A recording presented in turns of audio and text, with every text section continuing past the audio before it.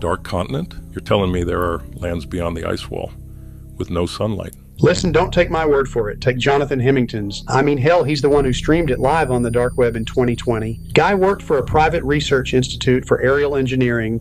Developed these just incredible aircrafts, undetectable from radars, incredible fuel efficiency, allowing for flight durations that could last weeks. Little did anybody know the guy was just obsessed with the idea of these outer lands, the ice wall, and one night he boarded a jet with a Starlink and his streaming equipment and headed directly down to Antarctica. He figured if he streamed right away, he'd be intercepted, so he waited until he was about midway through the continent, and as he started the stream, hundreds of people watched as he literally flew straight over what appeared as an enormous ice barrier.